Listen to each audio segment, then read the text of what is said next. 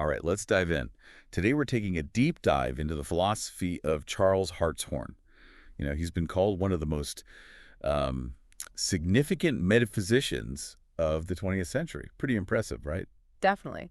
And for good reason. Hartshorne didn't just accept those traditional arguments for God's existence. He kind of turned the whole understanding of how God exists on its head. Yeah, and we'll see why in just a minute. So for this deep dive, we're going to be looking at the Stanford Encyclopedia of Philosophy's entry on Hartshorne. Should be pretty interesting. Absolutely. Especially, for someone who already spends a lot of time thinking about these big philosophical questions, right? Right. And one of the first things that struck me about Hartshorne is that he kind of starts off by challenging traditional theism. Yeah. That whole idea of God being immutable and absolutely perfect. Yeah, that very classical view. Right, exactly. So where does he go from there? Well, he argued that that way of looking at God, it's too limited. He saw God as much more dynamically involved in the world, like constantly changing and becoming. That's interesting. Almost as if traditional theism sees God as like a fixed point, and Hartshorne sees God as more like, I don't know, a river or something, but constantly flowing, changing. That's a great analogy, yeah.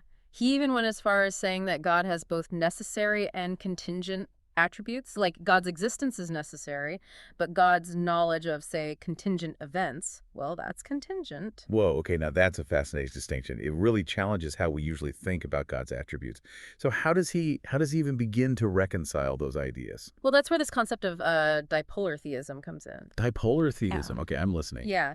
So it's this idea that God kind of embodies both poles of different contrasts, like permanence and change, or one and many, even activity and passivity. So it's not just choosing one extreme or the other, but like holding that tension between them. Exactly. So, you could say that God is steadfast, right? Which would be kind of a form of excellent permanence. But also at the same time, God's profoundly responsive to suffering in the world. And that is a form of excellent change. Okay, I see what you're saying. So how does this bipolar nature change our understanding of, God's relationship to creation? Well, it reframes the whole thing. It means we're not dealing with this detached, unchanging God. Okay, so thinking about this as philosophers, what are some of the implications of this view?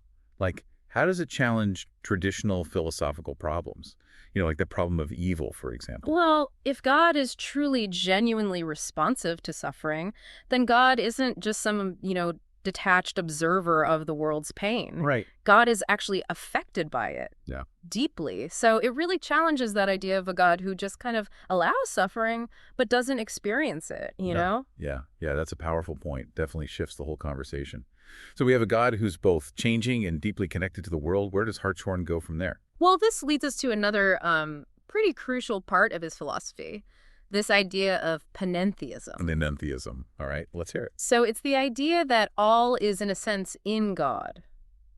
Hold on.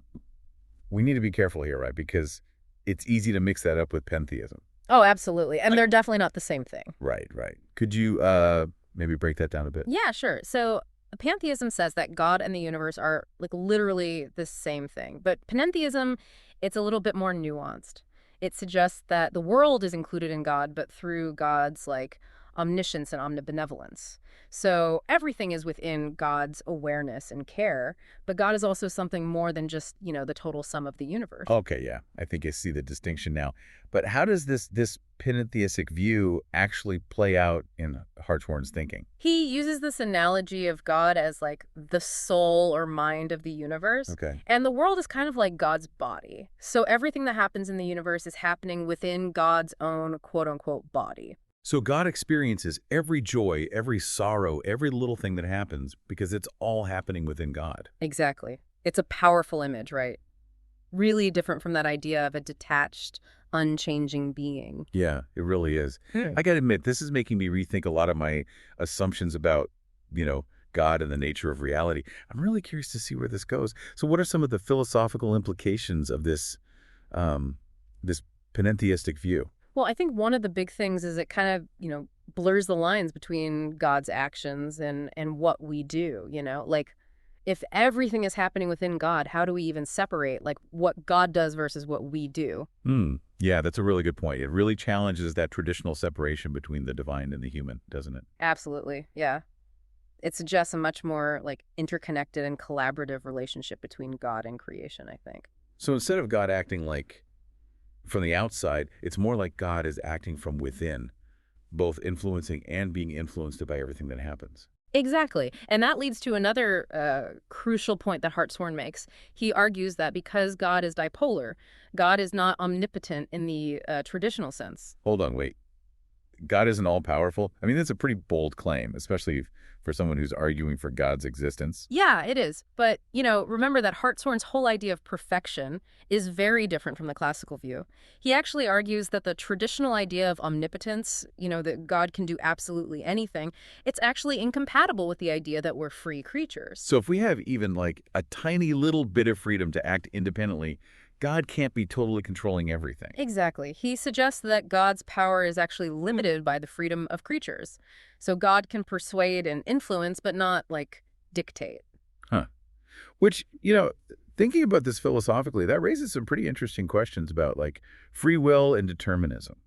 You know, Yeah. if God isn't controlling our every move, how do we account for our choices and actions? Are we truly free, or are we just like playing out some predetermined script? Yeah, those are some of the big questions that Hartshorne really grapples with. And he doesn't shy away from the complexity of it all. He actually sees this dynamic interplay between God's influence and our freedom as a really essential part of what makes creation meaningful. Almost like a dance, what did Mm. you say? Like God leads, but we have the freedom to, follow or resist. And that tension creates something beautiful, something unpredictable. I like that analogy. Yeah, it really captures that kind of dynamism and creativity that Hartshorne sees at the heart of reality. So we've got this picture of God who's both like deeply involved in the world, immanent, but also respects our freedom.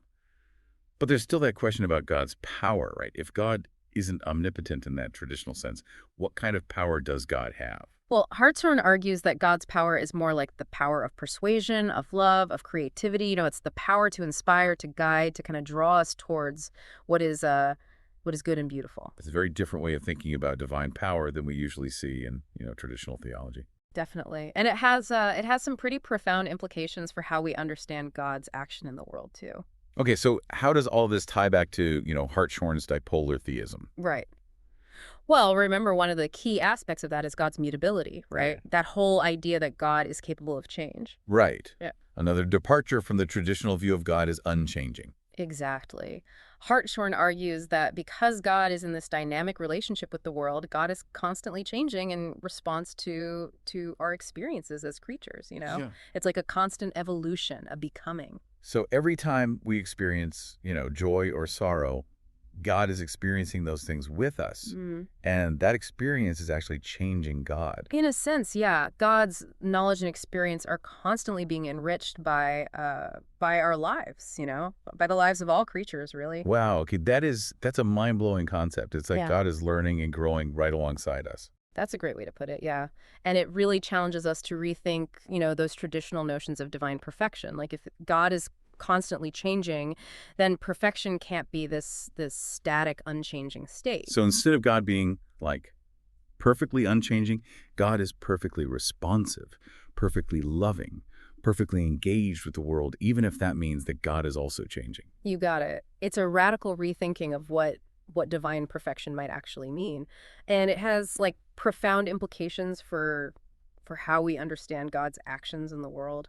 All right, so we've covered a lot of ground here. Yeah. We talked about Hartshorne's challenges to traditional theism, Mm. his dipolar view of God, the concept of panentheism, God's mutability, and even, touched on how these ideas challenge those traditional philosophical problems like Yeah. the problem of evil and free will. Yeah, and how all of those concepts kind of intersect to create a new understanding of God's power and action in the world. Yeah. Exactly. It's a lot to take in. But I think it's worth, wrestling with these ideas, especially for a philosopher, someone who's already used to grappling with these big questions about the nature of reality. I agree. It's challenging, but I think ultimately Hartshorne offers a very hopeful and inspiring vision of God. A God who intimately connected to the world, who cares about our suffering, who is constantly evolving and becoming right alongside us. That's a beautiful way to put it. So as we kind of wrap up our deep dive into Charles Hartshorne's dipolar theism, we'll leave you with that image, the image of a God who is not distant or detached, but deeply involved in the unfolding drama of creation. And while Hartshorne's views might challenge those traditional assumptions, they really do open up some exciting new avenues for philosophical and theological exploration. So keep pondering, keep questioning, and keep exploring that fascinating world of Charles Hartshorne's thought. Until next time, happy philosophizing. Yeah, it's a lot to think about. It really is a fascinating and complex vision of God. And, for a philosopher like you, it must open up like a whole new world of questions, possibilities. It does, yeah. I think, Hartshorne really gives us a framework for understanding God that is, well, both intellectually rigorous Hmm. and deeply moving. Yeah. And, thinking about all this, one question that keeps coming back to me is if Hartshorne is right about this, if God really is internally related to the world like this, experiencing everything that happens within creation, well, how does that change how we understand God's actions in the world? That's a great question. It really gets at, like, the heart of what makes Hartshorne's thought so challenging and so compelling.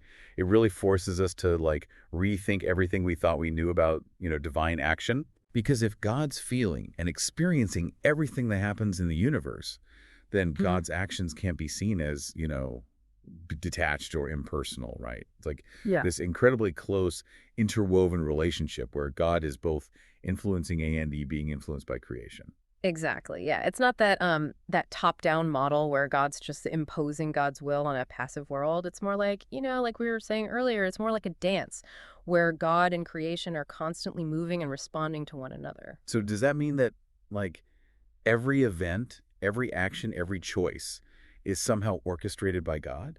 Not necessarily, no. Remember, Hartshorne's still emphasizing the freedom of creatures. Right. We still have the ability to choose, to act, to create, but our actions, they have repercussions. And not just for ourselves, but for God as well. Because God experiences the consequences of our choices. Right. And that experience, it shapes and changes God. It's a reciprocal relationship, this constant give and take. Hmm. That really changes how we might think about some traditional theological concepts, like prayer or miracles. I mean, if God's already so intimately involved in every aspect of creation, what does it even mean for God to intervene? That's a question worth exploring, definitely. Maybe it's less about God breaking into the world from the outside and more about, recognizing those subtle ways that God's already working within, like the very fabric of reality. So maybe miracles aren't so much about, these big supernatural events, but more about those moments where we become more aware of God's presence in just the ordinary, everyday stuff of life. Exactly. It's about seeing the extraordinary in the ordinary, recognizing that divine spark in every creature in every moment. It's a beautiful, a really profound vision, and it kind of challenges us to live our lives differently, doesn't it? To see the world through new eyes, to really appreciate that interconnectedness of all things. It does, yeah. I think Hartshorne's dipolar theism really invites us to embrace that, embrace the complexity and the wonder of a God who is both transcendent and immanent, Mm. both unchanging and ever evolving, both powerful and, vulnerable. Yeah, powerful stuff. So, as we wrap up this deep dive into the thought of Charles Hartshorne, we'll leave you with this. If God really is, as Hartshorne describes, depolar, mutable, panentheistic well, how does that change your understanding of your own place in the universe? How does it shape your relationship with the divine, with the Yeah. world around you, and even with yourself? Those are some questions worth pondering as you continue your own philosophical journey. Thanks for joining us for this deep dive. We'll see you next time.